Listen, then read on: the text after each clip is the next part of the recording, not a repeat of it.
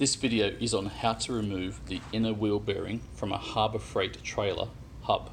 So here are two hubs of a new trailer that I'm assembling. The instructions say to remove the outer bearing and ensure that that's clean, but it doesn't mention anything about the inner bearing, which is just as crucial to ensure that it's correctly greased before you use the trailer for the first time. When you buy this trailer, this is all packed full of shipping grease. It is not grease you can use on the road. You have to replace it with a decent grease. In this case, I'm going to use some marine grease from Lucas, but I guess any high quality trailer bearing grease would be satisfactory. So this is a cap. If you've never removed one before, you can whack that off with a rubber mallet or pull it off with another tool, but the rubber mallet and a screwdriver under the edge prizes that off gently. That's been cleaned. This is the outer bearing. This has been cleaned. I use brake cleaner fluid to clean these, which evaporates off and leaves them nice and clean and dry. Have to ensure that all that grease inside of those rollers is gone, so that we're packing it with brand new fresh grease, not the crap that they ship it with from China.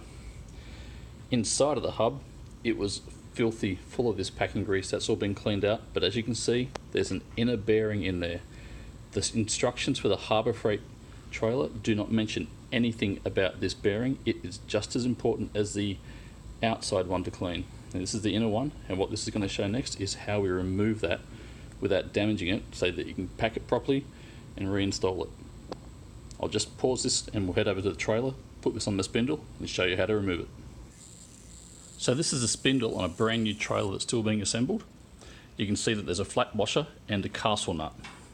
We'll remove the castle nut, remove the washer. Now this hub slides over with that to the back.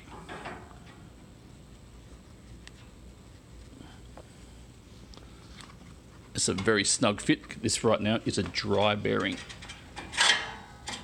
and that's meant to go all the way over the back there. Now you can see inside how this would normally be installed. This would be a greased bearing.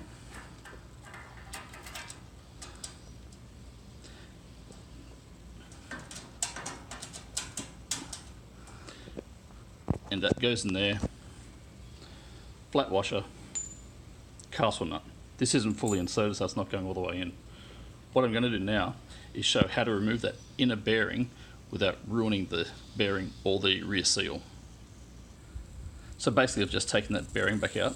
I'm going to install the flat washer, and I'm going to install the castle nut. Not tightly, just needs to be on there snug, just enough to ensure that the flat washer stays in place. Now what we're going to do is actually jerk this hub forward, and that motion will pull that rear bearing and seal out. Now I've only got two hands, so I'm going to put the camera down for a moment while I do this, but I'll show the process halfway through. Basically you want to ensure that you're doing two nice straight pulls like this, and the impact of that rear bearing against that flat washer held on by the castle nut will slowly ease that rear bearing out without damaging it. So no prizing with a screwdriver or anything, just a couple of jerks and it comes off. So I've given it a couple of good jerks now. You can just see that rear seal is starting to protrude from the hub. And I'll put the camera back down again and we'll pull it off completely. Now we've almost got it. That was just remaining. Now this is why it's important to remove this bearing. This entire hub had been cleaned with brake cleaner, washed, flushed as best as I could do it. And there's a lot of that old packing grease still in there on that bearing. That's why it's important to remove this, clean it out properly, and ensure that there's nothing left in there before you put proper bearing grease in there. Now here we are with that inner bearing removed. This is the other side. I've cleaned it. It's a clean bearing. Cleaned out the bearing race, totally grease free, ready for new quality, and best of all, the seal is totally intact, ready to use, because they don't give you spares with these and you need to call Harbor Freight and order them from their special parts department. These are a metric size. These bearings, I believe, are a 25mm, not 1 inch. See the part number there, 30205. There's a number of places on the web where you can Google what the correct bearing sizes are. I'll be ordering an entire spare hub from Harbour Freight before I go on the road with this.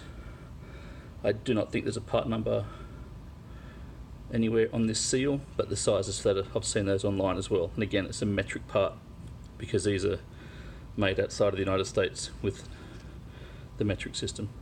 So anyway, I hope that was informative and helps show how easy it is to remove that inner bearing and why it's important to remove that inner bearing to get rid of all that grease and crap. Thanks.